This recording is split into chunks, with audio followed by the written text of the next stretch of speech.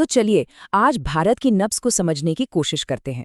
ये एक ऐसी नब्ज है जिसमें कई अलग अलग धड़कनें हैं, आर्थिक उतार चढ़ाव हैं, दुनिया में बढ़ती भूमिका है और देश के अंदर की अपनी चुनौतियां और जुनून भी हैं।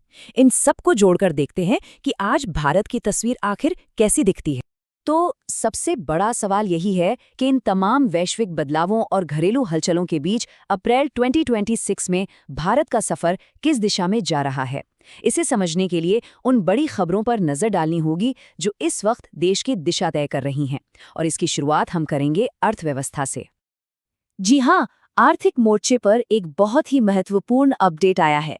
हुआ ये है कि हाल ही में ग्लोबल रैंकिंग्स में भारत एक पायदान नीचे आ गया है और अब दुनिया की छठी सबसे बड़ी अर्थव्यवस्था बन गया है।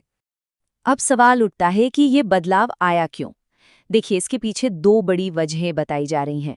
पहली, रुपए की कीमत में आई गिरावट, और दूसरी, जीडीपी के जो आंकड़े हैं उन्हें कैलकुलेट करने के तरीके में कुछ बदलाव किए गए हैं।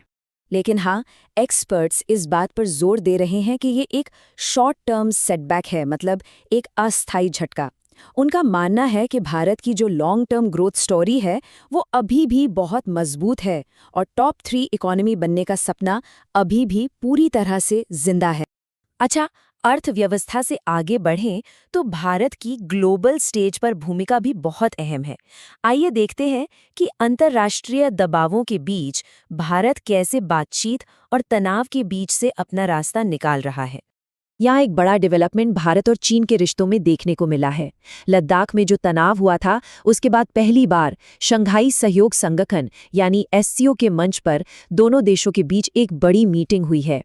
इसे एक तरह से रिश्तों पर जमी बर्फ के पिघलने के संकेत के तौर पर देखा जा रहा है। वहीं दूसरी तरफ मिडिल ईस्ट में जो तनाव चल रहा है उसका असर भारत पर भी पड़ रहा है, खासकर हमारे व्यापार और यात्रा पर। और देखिए, इन ग्लोबल घटनाओं का असर अब जमीन पर भी दिखने लगा है। एक बड़ा इंटरनेशनल स्टील कॉन्फ्रेंस टालना पड़ा है और ऐसा माना जा रहा है कि इसका असर ऊर्जा और बाकी व्यापार पर भी पड़ सकता है। तो ये तो हुई बाहरी दुनिया की बात। अब जरा देश के अंदर झांकते हैं कि यहाँ क्या चल रहा है। यहाँ की ताकत और यहाँ के तनाव पर नजर डालते हैं। देश की सुरक्षा के लिहाज से एक बहुत बड़ी खबर है। भारत ने एक नई न्यूक्लियर पावर्ड सबमरीन यानी परमाणु शक्ति से चलने वाली पनडुब्बी को अपनी नौसेना में शामिल कर लिया है, जिससे हमारी रक्षा क्षमता काफी बढ़ गई है। इस पनडुब्बी का नाम है INS अरिधमन, और इसकी सबसे खास बात यह है कि ये 3,500 किलोमीटर दूर तक के टारगेट को भेदने वाली मिसाइलों से लैस है। ये सच में देश की सुरक्षा के लिए एक बहुत बड़ा कदम है। लेकिन जहां एक तरफ ये ताकत है, वहीं दूसरी तरफ प्रकृति की एक बड़ी चुनौती भी मुंह बाए खड़ी है। मौसम विभाग का अनुमान है कि इस साल अल नीनो के असर की वजह से मॉनसून औसत से कम रह सकता है। ये अल नीनो इफेक्ट, जैसा कि यहाँ बताया गया है, एक तरह का क्लाइमेट पैटर्न है जो अक्सर भारत में बारिश को कम कर देता है। और इस साल भी कुछ ऐसी ही आशंका है कि बारिश सामान्य से सिर्फ 92% ही होगी।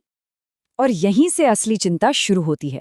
अगर मॉनसून कमजोर रहा तो इसका हमारी खेती, खाने पीने की चीजों के उत्पादन और यहाँ तक कि महंगाई पर क्या असर पड़ेगा, ये सब बड़े गंभीर सवाल हैं। अच्छा, इन सब बड़ी बड़ी आर्थिक और जियोपॉलिटिकल बातों से थोड़ा हटकर अब बात करते हैं उस चीज की जो सीधे लोगों के दिलों से जुड़ी है, उनकी आस्था और उनका जुनून। देखते हैं कि इन दिनों लोगों का ध्यान किन चीजों पर है। क्रिकेट की दुनिया में तो बस एक ही सवाल गूंज रहा है, क्या ये लेजेंडरी MS धोनी का आखिरी IPL सीजन है? हर फैन के मन में यही सवाल है और हर मैच के साथ ये सवाल और बड़ा होता जा रहा है। और क्रिकेट के जुनून से निकलकर अगर आस्था की बात करें तो पवित्र 4 धाम यात्रा के लिए रजिस्ट्रेशन भी आधिकारिक तौर पर शुरू हो चुके हैं।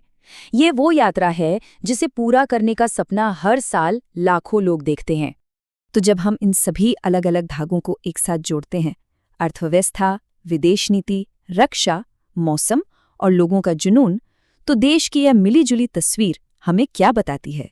ये सारी घटनाएं एक ऐसे देश की तस्वीर पेश करती हैं जो एक ही वक्त में अपनी परमाणु पनडुब्बी से अपनी ताकत दिखा रहा है, तो वहीं दूसरी तरफ अच्छी बारिश के लिए आसमान की तरफ भी देख रहा है। ये हमें इस एक बड़े सवाल के साथ छोड़ जाता है, आर्थिक महत्वाकांक्षा, सामरिक शक्ति और अपनी कुछ गहरी कमजोरियों के बीच संतुलन बनाते हुए भारत अपने इस जटिल भविष्य का सफर कैसे तय करेगा।